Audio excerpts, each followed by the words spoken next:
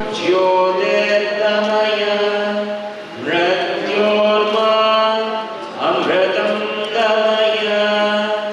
ಓಂ ಶಾಂತಿ ಶಾಂತಿ ಶಾಂತಿ. ಹರಿ ಓಂ.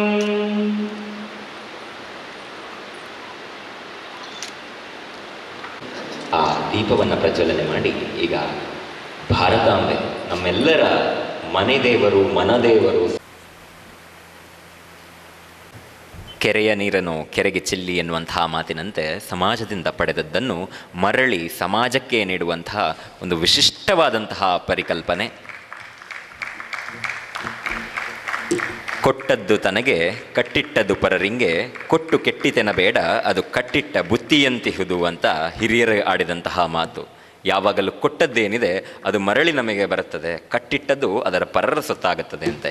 ಇಂತಹ ನುಡಿಯಂತೆ ಅದನ್ನು ವಿಚಾರವನ್ನು ಆಚಾರವಾಗಿಸಿ ತೋರಿಸಿದಂತಹ ಜಯಶಂಕರ ಪರಿವಾರ ನಮ್ಮ ಜೊತೆಗಿಂದಿದೆ. ಇಂತಹ ಅರ್ಥಪೂರ್ಣವಾದಂತಹ ಮಂಗಳನಿಧಿ ಕಾರ್ಯಕ್ರಮದೊಂದಿಗೆ ಈ ಸೇವಾ ನಿವೃತ್ತಿಯನ್ನು ಆಚರಿಸಿಕೊಳ್ತಾ ಇದ್ದಾರೆ.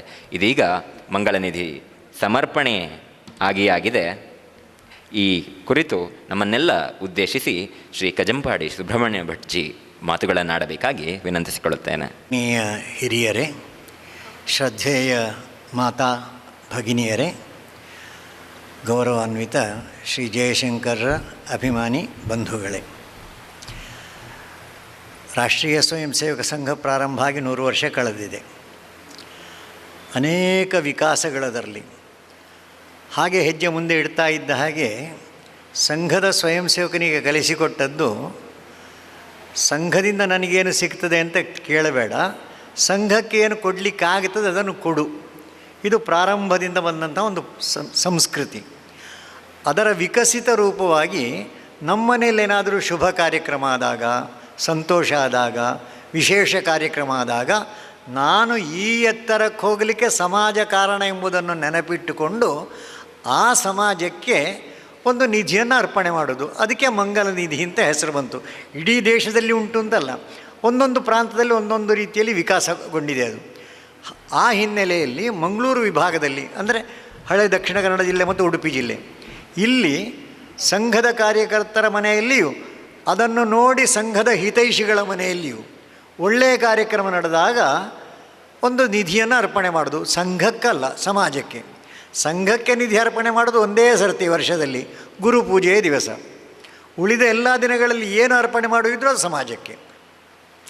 ಆ ಹಿನ್ನೆಲೆಯಲ್ಲಿ ಜಯಶಂಕರ್ರವರು ಅವರು ಸಂಘದ ದೃಷ್ಟಿಯಿಂದ ಅತ್ಯಂತ ಹೆಚ್ಚು ಹತ್ತಿರ ಮಾನ್ಯ ಸೂರಾಮಣ್ಣವರಿಗೆ, ಅವರ ಹೆಸರು ಇವತ್ತು ಆಮಂತ್ರಣದಲ್ಲಿ ಇತ್ತು. ಅದನ್ನು ನೋಡಿ ನಾನು ರಾಮಣ್ಣವರಿಗೆ ಫೋನ್ ಮಾಡಿದೆ. ನನ್ನ ಹೆಸರು ಮುದ್ರಣ ಮಾಡಿಬಿಟ್ಟಿದ್ದಾರೆ, ಅದು ಬ್ರ್ಯಾಕೆಟ್ನಲ್ಲಿ ಹಾಕಿ ಕೆಳಗೆ ಹಾಕಬೇಕಿತ್ತು, ಮಾತನಾಡೋದು ನೀವೇ ಮಾತನಾಡೋದು ಅಂತ ನಾನು ಹೇಳುವಾಗ ಅವರು ಹೇಳಿದರು, ಅದನ್ನು ನಿನಗೆ ಹೇಳಲಿಕ್ಕೆ ನಾನು ಫೋನ್ ಮಾಡಿದ್ದು ಅಂತ.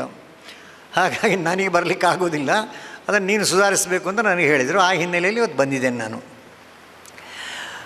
ಗುರುವಂದನಾ ಕಾರ್ಯಕ್ರಮ ಅನೇಕ ವಿಷಯಗಳುಂಟು. ಅದನ್ನು ಆಳಕ್ಕಿಳಿದು ನೋಡಿದರೆ ಅದರಲ್ಲಿರುವಂಥ ಅದ್ಭುತಗಳು ಕಾಣುತ್ತದೆ.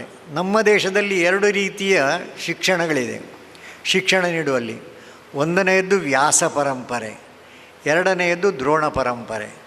ವ್ಯಾಸ ಪರಂಪರೆಯಲ್ಲಿ ಹಣ ತೆಕ್ಕೊಂಡು ಕಲಿಸುವುದಲ್ಲ, ವ್ಯಾಸ ಪರಂಪರೆಯಲ್ಲಿ ಶಿಕ್ಷಣವನ್ನು ಒಂದು ಪೀಳಿಗೆಯಿಂದ ಇನ್ನೊಂದು ಪೀಳಿಗೆಗೆ ಹಸ್ತಾಂತರಿಸುವುದು, ಇದು ವ್ಯಾಸರ ಕೆಲಸ. ಇನ್ನೊಂದು ಅದಕ್ಕೆ ಮಾಡಿದ ಕೆಲಸಕ್ಕೆ ಸಂಭಾವನೆ ತೆಕ್ಕೊಂಡು ಮಾಡುವಂಥದ್ದು, ಅದು ದ್ರೋಣರು ಮಾಡಿದ ಕೆಲಸ. ಶ್ರೇಷ್ಠರು ಕನಿಷ್ಠರು ಹೇಳಲಿಕ್ಕೆ ಹೋಗುವುದಿಲ್ಲ ನಾನು. ಇಲ್ಲಿ ಇನ್ನೊಂದು ಭಾಗ ಉಂಟು. ನಮ್ಮಲ್ಲಿ ಇವತ್ತು ಸಮಾಜದಲ್ಲಿ ಗೊತ್ತಿಲ್ಲದಂತೆ ಜಾತಿ, ಉಚ್ಚ, ನೀಚ ಇತ್ಯಾದಿ ಎಲ್ಲ ಶಬ್ದಗಳು ಬರ್ತದಲ್ಲ, ಆ ಶಬ್ದಗಳ ಸುತ್ತಲೂ ಸುತ್ತಾಡ್ತಾ ಇದ್ದೇವಲ್ಲ. ಸುತ್ತಾಡುವುದಕ್ಕಿಂತ ಮುಂಚೆ ಈ ದೇಶದ ಸಂಸ್ಕೃತಿಯ ಬಗ್ಗೆ ಸುತ್ತಾಡಬೇಕಿತ್ತು. ಇವತ್ತಿನ ಭಾಷೆಯಲ್ಲಿ ಸಾಮಾನ್ಯ ಎಲ್ಲರ ಪರಿಕಲ್ಪನೆ ಏನೆಂದರೆ ಒಬ್ಬ ಬ್ರಾಹ್ಮಣ ಶ್ರೇಷ್ಠ, ಉಳಿದವರೆಲ್ಲ ಸ್ವಲ್ಪ ನಿಕೃಷ್ಟ. ಈ ವಿಕೃತಿ ಕೂತ್ಕೊಂಡಿದೆಲ್ಲ ಮನಸ್ಸಿನಲ್ಲಿ. ಅಲ್ಲಿಂದ ನಮ್ಮ ಪತನ ಪ್ರಾರಂಭ ಆದ್ದಲ್ಲಿಂದ. ಆ ಪತನ ಪ್ರಾರಂಭ ಆಗಲಿಕ್ಕೂ ಕಾರಣ ಬ್ರಿಟಿಷರು, ಮೊಘಲರು ಮತ್ತು ಇವತ್ತಿನ ಭಾಷೆಯಲ್ಲಿ ಹೇಳಲಿಕ್ಕೆ ಸ್ವಲ್ಪ ಕಷ್ಟ ಆಗ್ತದೆ ಮಾರ್ಕ್ಸಿಸ್ಟರು. ಮಾರ್ಕ್ಸ್ನಲ್ಲಿ ಕೆಟ್ಟದುಂಟು ಅಂತ ಹೇಳಲಿಲ್ಲ ನಾನು, ಆದರೆ ಅದರ ಚಿಂತನೆಯ ಗತಿ ಅದಕ್ಕೊಂದು ಆಚೆ ಈಚೆ ದಡಗಳನ್ನು ಹಾಕಿಬಿಟ್ರು. ಆದರೆ ಈ ದೇಶದ ಸಂಸ್ಕೃತಿ ಅಂದರೆ ಮಾರ್ಕ್ಸು ಅಲ್ಲ, ಮೊಘಲು ಅಲ್ಲ, ಮೆಕಾಲೆಯೂ ಅಲ್ಲ, ಮಹರ್ಷಿಗಳ ಪರಂಪರೆಯಲ್ಲಿ ಉದ್ದೇಶವೇ ಇರುವುದು ಭದ್ರಮಿಚ್ಛಂತ ಋಷಯ, ಮಂಗಲಕರವಾದ್ದನ್ನು ಅಪೇಕ್ಷೆ ಪಡುವವರು. ಸ್ವರ್ವಿದ, ಅವರು ಸ್ವತಃ ಬುದ್ಧಿವಂತರಾಗಿರಬೇಕು.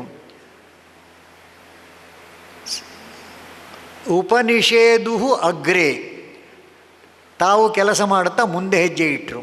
ಅದರಿಂದ ಏನಾಗ್ತದೆ ಅಂದರೆ ರಾಷ್ಟ್ರಂ ಬಲಂ ಓಜಶ್ಚ ಜಾತಂ, ಈ ರಾಷ್ಟ್ರಕ್ಕೆ ಬಲ ಬಂತು, ಓಜಸ್ಸು ತೇಜಸ್ಸು ಬಂತು, ಆ ದಿಕ್ಕಿನಲ್ಲಿ ಮುಂದೆ ಹೋಗಬೇಕು ಅಂತ. ಆ ದಿಕ್ಕಿನಲ್ಲಿ ಮುಂದೆ ತೆಕ್ಕೊಂಡು ಹೋದವರು ವ್ಯಾಸರು. ಇಲ್ಲಿ ವಿಶ್ಲೇಷಣೆ ಮಾಡಬೇಕಾದ್ದು, ದ್ರೋಣ ಒಬ್ಬ ಬ್ರಾಹ್ಮಣ ಪುತ್ರ, ವ್ಯಾಸರು ಒಬ್ಬ ಬೆಸ್ತ ಕನ್ಯೆಯ ಮಗ. ಪೂಜೆ ಯಾರಿಗೆ ಸಲ್ತದೆ? ನಮ್ಮ ಪಂಚಾಂಗದಲ್ಲಿ ತೆಗೆದು ನೋಡಿದರೆ ಆಷಾಢ ಪೂರ್ಣಿಮೆಯ ದಿವಸ ಗುರು ಪೂಜಾ ಅಂತ ಹಾಕಿದ್ದಾರೆ. ಅದರಲ್ಲಿ ಇನ್ನೊಂದು ಶಬ್ದ ಇರುವಂಥದ್ದು ವ್ಯಾಸ ಪೂರ್ಣಿಮಾ ಅಂತ. ಈ ದೇಶದಲ್ಲಿ ಗುಣಾಹ ಪೂಜಾಸ್ಥಾನಂ ಮರ್ಸೋಗಿದೆ. ನಮಗೆ ನೆನಪು ಮಾಡೋರು ಯಾರು? ಸಿಕ್ಕಿದಲ್ಲಿ ಅಲ್ಲಲ್ಲಿ ಸುತ್ತಾಡಿಕೊಂಡು ವಿಕೃತಿಗಳನ್ನು ವಿಸ್ತಾರ ಮಾಡಲಿಕ್ಕೆ ಕಷ್ಟ ಇಲ್ಲ. ಆದರೆ ಸತ್ಕೃತಿಯನ್ನು ವಿಸ್ತಾರ ಮಾಡಬೇಕಾದರೆ ಆಗಾಗ ನೆನಪು ಮಾಡಬೇಕಾಗ್ತದೆ. ಅಂತಹ ವ್ಯಾಸರ ಶಿಷ್ಯವರ್ಗದಲ್ಲಿ ಇರೋರು ನಾವು. ಒಬ್ಬ ವ್ಯಕ್ತಿ ಎಷ್ಟು ಎತ್ತರಕ್ಕೆ ಹೋಗ್ಬೋದು? ಕೃಷ್ಣದ್ವೈಪಾಯನ ಅಂತ ಹೆಸರು. ಅವರು ವ್ಯಾಸರಾದ ಹೇಗೆ? ಜಗತ್ತಿನ ಸಾಹಿತ್ಯದಲ್ಲಿ ಯಾವುದರ ಜೊತೆಗೂ ಹೋಲಿಸಲಿಕ್ಕೆ ಆಗದೇ ಇರುವಂಥ ಸಾಹಿತ್ಯ ನಮ್ಮ ವೇದವನ್ನು ಇವತ್ತು ಗೊತ್ತಿಲ್ಲದಂತೆ ಒಂದು ಗುಂಪಿಗೆ ತಂದಿಟ್ಟಿದ್ದಾರೆ. ಇವತ್ತು ನಾನು ಬರ್ತಾ ಇರಬೇಕಾದ್ರೆ 6 ವರ್ಷದ ಹಿಂದಿನ ಒಂದು ವಿಡಿಯೋ ನೋಡಿದೆ ನಾನು. ಆ ವಿಡಿಯೋ ಯಾವುದು ಅಂತ ಕೇಳಿದರೆ, ಅಮೇರಿಕದಲ್ಲಿರುವ 2 ಜನ ಅಮೇರಿಕನ್ನರು, ನಾವು ನಮ್ಮ ಶಿವ ದೇವಸ್ಥಾನಗಳಲ್ಲಿ ಶ್ರೀರುದ್ರ ಪಾಠ ಮಾಡ್ತೇವಲ್ಲ, ಆ ಶ್ರೀರುದ್ರವನ್ನು ಪುಸ್ತಕ ನೋಡದೆ ಸಸ್ವರವಾಗಿ ಒಂದೇ ಒಂದು ಕಡೆ ತಪ್ಪಿಲ್ಲದೆ ಅವರಿಬ್ಬರು ಬಹಳ ಸುಂದರವಾಗಿ ಹಾಡ್ತಾರೆ. ಅಮೇರಿಕದ ತಥಾಕಥಿತ ಕ್ರಿಶ್ಚಿಯನ್ ನಮ್ಮ ಶ್ರೀರುದ್ರವನ್ನು ಕಂಠಪಾಠ ಮಾಡಬಹುದಂತೆ. ನಾವು ಯಾಕೆ ಮಾಡಬಾರ್ದು? ಮಾಡಬೇಕು ಅಂತ ಅನ್ನಿಸ್ಬೇಕೋ ಬೇಡ?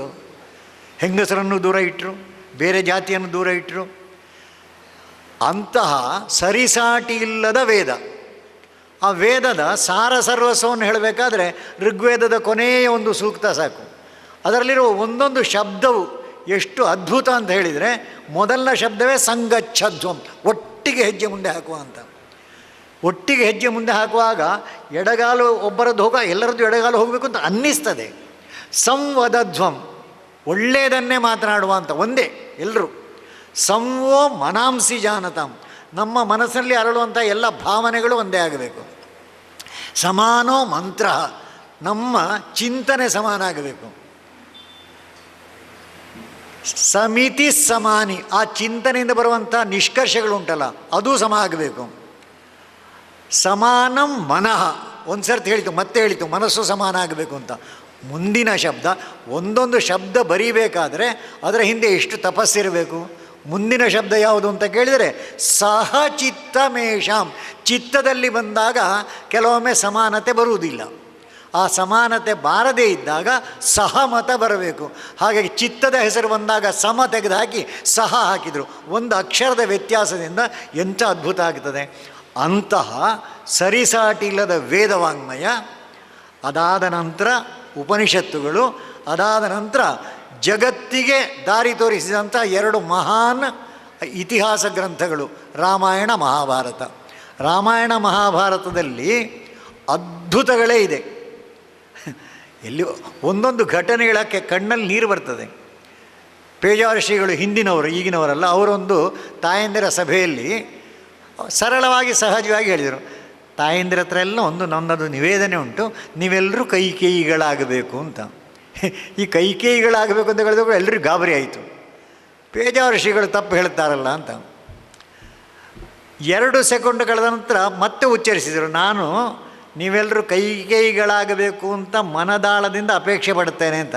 ಹೆಣ್ಣು ಮಕ್ಕಳಿಗೆ ಸ್ವಲ್ಪ ಸ್ವಾಮೀಜಿಯವರು ಹೀಗೆ ಹೇಳ್ತಾರಲ್ಲ ಅಂತ ಅನಿಸಿತು. ಆದರೆ ಅವರು ಮುಂದೆ ಹೇಳಿದ ವಾಕ್ಯ, ನೀವೆಲ್ಲರೂ ಭರತನ ಹಾಗಿರೋ ಮಗನಿಗೆ ಜನ್ಮ ಕೊಡಿ ಅಂತ. ಜಗತ್ತಿನ ಯಾವುದೇ ಸಾಹಿತ್ಯದಲ್ಲಿ ಭರತನ ಆಗಿರುವಂಥ ಒಂದು ವ್ಯಕ್ತಿತ್ವ ನೋಡಲಿಕ್ಕೆ ಸಿಕ್ಕಲಿಕ್ಕಿಲ್ಲ. ತಾನು ಮಾಡದ ತಪ್ಪಿಗೆ ಪ್ರಾಯಶ್ಚಿತ್ತ, ಅದು ಸಂತೋಷದಿಂದ ಮಾಡಿದ ಏಕೈಕ ವ್ಯಕ್ತಿತ್ವ. ಅಂತಹ ಅಷ್ಟು ಎತ್ತರದ ಸಂಸ್ಕೃತಿಯನ್ನು ಕೊಟ್ಟಂಥ ಗ್ರಂಥಗಳು. ಇದನ್ನೆಲ್ಲ ನಮ್ಮ ಮಕ್ಕಳಿಗೆ ಕಲಿಸಬೇಕಲ್ಲ. ಆ ಗುರು ಶಿಷ್ಯ ಪರಂಪರೆ ಈ ದೇಶದ ಇನ್ನೊಂದು ವಿಶೇಷತೆ. ಇವತ್ತು ಅದನ್ನು ನೀವೆಲ್ಲರೂ ಅನುಭವಿಸ್ತಾ ಇದ್ದೀರಿ. ಅಕ್ಷರಗಳು ಎರಡೇ ಇರೋದು. ನಮ್ಮ ಭಾಷೆಯ ವಿಶೇಷತೆ ಅಂದರೆ ಅದು ಗು ರು. ಹೇಳ್ತಾರೆ ಗುಶಬ್ದಸ್ತು ಅಂಧಕಾರ. ಗು ಎಂಬ ಶಬ್ದಕ್ಕೆ ಕತ್ತಲೆ ಅಂತ ಅರ್ಥ. ಋಷಬ್ದಸ್ತನ್ ನಿರೋಧಕ. ರು ಎಂಬುದು ಅದನ್ನು ತೊಡೆದು ಹಾಕುವಂಥದ್ದು.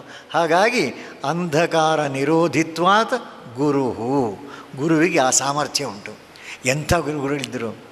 ಎಲ್ಲರೂ ಸಾಧ್ಯ ಆದರೆ ಬೆಳಗೆರೆ ಕೃಷ್ಣಶಾಸ್ತ್ರಿ ಅಂತ ಒಬ್ಬರು ಶ್ರೇಷ್ಠ ವ್ಯಕ್ತಿ, ಗಾಂಧಿವಾದಿ, ದೊಡ್ಡ ವ್ಯಕ್ತಿ ಅವರಾಗಿ ಹೋದರು. ಅವರ ನೆನಪುಗಳನ್ನು ಅಧ್ಯಾಪಕರಾಗಿ ಅವರು ಸುಮಾರು 35 ವರ್ಷಗಳ ಕಾಲ ಅಧ್ಯಾಪನ ಮಾಡಿದ್ದಾರೆ. ಅವರ ಅಧ್ಯಾಪನ ಕಾಲದ ಕೆಲವು ಅನುಭವಗಳನ್ನು ಅವರು ಬಿಚ್ಚಿಟ್ಟಿದ್ದಾರೆ. ಅದನ್ನೆಲ್ಲ ಲಿಪಿಬದ್ಧ ಮಾಡಿ ಒಂದು ಪುಸ್ತಕ ಮಾಡಿದ್ದಾರೆ. ನಾವೆಲ್ಲರೂ ಅಧ್ಯಾಪಕರು ಮತ್ತು ವಿದ್ಯಾರ್ಥಿಗಳು ಓದಲೇಬೇಕಾದ ಪುಸ್ತಕ. ಅದು ಮರೆತು ಹೋಗಬಾರದು ಅಂತ ಹೇಳುವ ಹಿನ್ನೆಲೆಯಲ್ಲಿ ಅದರ ಹೆಸರೇ ಮರೆಯಲಾದೀತೆ ಅಂತ ಇಟ್ಟಿದ್ದಾರೆ ಆ ಪುಸ್ತಕಕ್ಕೆ. ಅದರಲ್ಲಿರುವ ಒಂದು ಘಟನೆ ಹೇಳಿಬಿಡ್ತಾರೆ. ಒಬ್ಬ ಅಧ್ಯಾಪಕರು ಸ್ವಲ್ಪ ತಥಾಕಥಿತ ನಿಮ್ನ ವರ್ಗದವರು, ಯಾರ ಮನೆಗೂ ಹೋಗ್ತಿರಲಿಲ್ಲ, ಒಳ್ಳೆಯ ಅಧ್ಯಾಪಕರು. ರಿಟೈರ್ಮೆಂಟ್ ಆಯಿತು ಅವರಿಗೆ. ರಿಟೈರ್ಮೆಂಟ್ ಆದ ನಂತರ ಅವರನ್ನು ಸನ್ಮಾನಿಸಬೇಕು ಅಂತ ನಿಶ್ಚಯ ಮಾಡಿದರು. ಎಲ್ಲರೂ ಹೋಗಿ ಹೇಳಿದರು ಸನ್ಮಾನಿಸಬೇಕು ಅಂತ. ಬರೋದಿಲ್ಲ ಅಂತ ಹೇಳಿದರು. ಯಾಕೆ? ನೀವು ಇಷ್ಟು ದೊಡ್ಡ ಸೇವೆ. ನಾನು ಸೇವೆ ಮಾಡಲಿಲ್ಲ, ಸಂಭಾವನೆ ತೆಕ್ಕೊಂಡಿದ್ದೇನೆ, ಕೆಲಸ ಮಾಡಿದ್ದೇನೆ, ಸೇವೆ ಅಲ್ಲ ಅದು. ಏನು ತೆಕ್ಕೊಳ್ಳದೆ ಮಾಡಿದರೆ ಮಾತ್ರ ಸೇವೆ. ಕೊನೆಗೂ ಈ ಬೆಳಗೆರೆ ಕೃಷ್ಣಶಾಸ್ತ್ರಿಗಳ ಒತ್ತಾಯಕ್ಕೆ ಅವರು ಬರಬೇಕಾಯಿತು. ಕೂತ್ಕೊಳ್ಳಿಸಿದರು. ಒಬ್ಬರು ಅವರ ಹತ್ರ ಮಾತನಾಡಲಿಕ್ಕೆ ಊರಿನವ್ರ ಹತ್ರ ಹೇಳಿದರು. ಒಬ್ಬರು ಊರಿನವರು ಮಾತನಾಡಿದರು. ಕೂತ ಸಭೆಯಲ್ಲಿ ಕೇಳಿದರು, ಈ ಅಧ್ಯಾಪಕರು ಯಾವುದಾದ್ರೂ ದಿವಸ ತಡಾಗಿ ಬಂದಿದ್ದಾರಾ? ಇಲ್ಲ. ಯಾವುದಾದ್ರೂ ಒಂದು ದಿವಸ ಬೇಗ ಹೋಗಿದ್ದಾರೋ? ಅದೂ ಇಲ್ಲ. ಮತ್ತು ಇವರ ಬಗ್ಗೆ ಮಾತಾಡೋದು ಯಾಕೆ? ಅಷ್ಟರಲ್ಲಿ ಅವರು ಕೂತ್ಕೊಂಡ್ರು. ಒಂದು ದಿವಸವೂ ತಡ ಆಗಲಿಲ್ಲ, ಒಂದು ದಿವಸವೂ ಬೇಗ ಹೋಗಲಿಲ್ಲ. ಆ ಸಂಸ್ಥೆಯನ್ನು ನಡೆಸ್ತಾ ಇದ್ದಂಥ ಒಬ್ಬ ವ್ಯಕ್ತಿ ಇದ್ದನು ಅಂತ ಹೇಳಿದರು. ಈ ವ್ಯಕ್ತಿಯ ಪರಿಚಯ ನಿಮಗೆ ಹೇಳಬೇಕು ಅಂತಿದ್ದರೆ, ಒಂದು ಸರ್ತಿ ನಮ್ಮ ಶಾಲೆಯಲ್ಲಿ ಇನ್ಸ್ಪೆಕ್ಷನ್ ಆಗಿತ್ತು. ಆ ಇನ್ಸ್ಪೆಕ್ಷನ್ನ ದಿವಸ ಇವರು ಬಂದರು.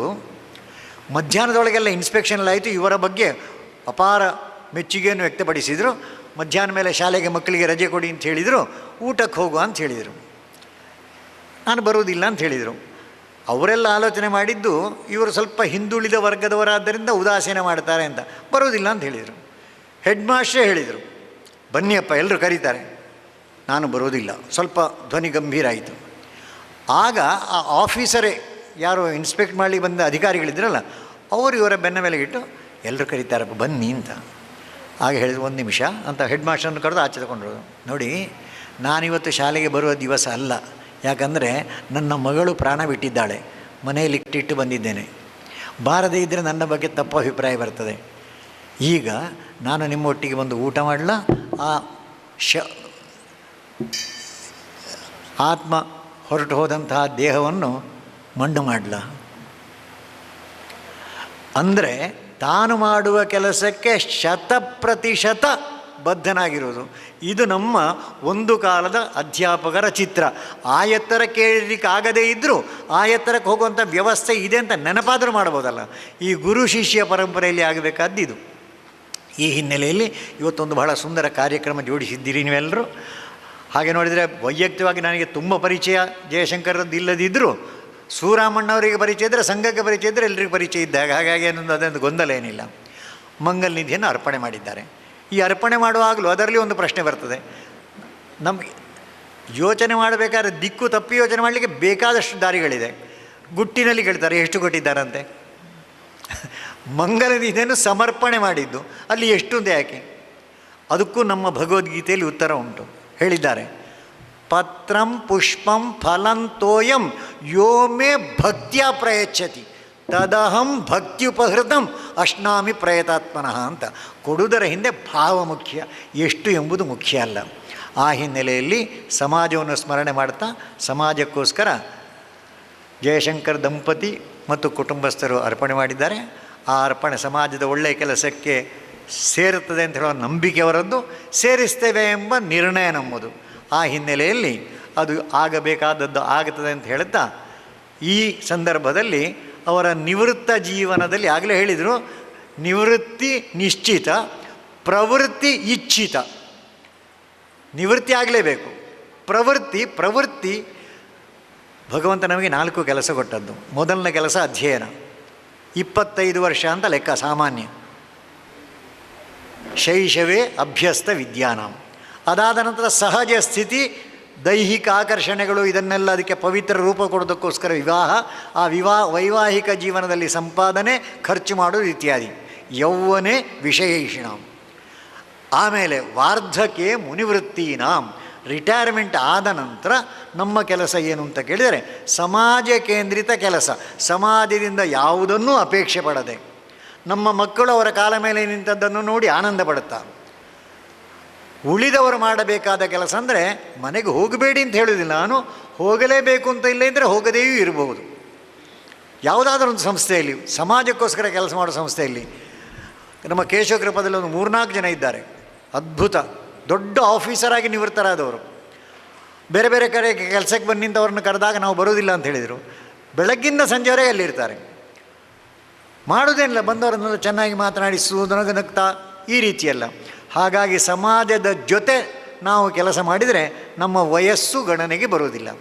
ಆ ಹಿನ್ನೆಲೆಯಲ್ಲಿ ಆ ಎತ್ತರಕ್ಕೆ ಹೋಗಲಿಕ್ಕೆ ಜಯಶಂಕರ್ ದಂಪತಿಗಳಿಗೆ ಆ ಭಾರತ ಮಾತೆ ಪ್ರೇರಣೆ ಕೊಡಲಿ, ಅವರ ಮಕ್ಕಳು ಆ ಕೆಲಸದಲ್ಲಿ ಅವರಿಗೆ ಪೂರ್ಣ ಸಹಕಾರ ಕೊಡಲಿ. ಅವರಿಂದ ಈಗಾಗಿರುವ ಸೇವೆಯ ಬಗ್ಗೆ ವರ್ಣನೆಗಳಾಗಿದೆ. ಇನ್ನಾಗುವ ಸೇವೆಯನ್ನು ಸಮಾಜ ವರ್ಣನೆ ಮಾಡುವಂತೆ ಅವರು ಆ ಎತ್ತರಕ್ಕೆ ಏರಲಿ ಅಂತ ನಿಮ್ಮೆಲ್ಲರ ಭಾವನೆಗಳಿಗೆ ಶಬ್ದರೂಪ ಕೊಟ್ಟಿದ್ದರೆ ನಮಸ್ಕಾರ.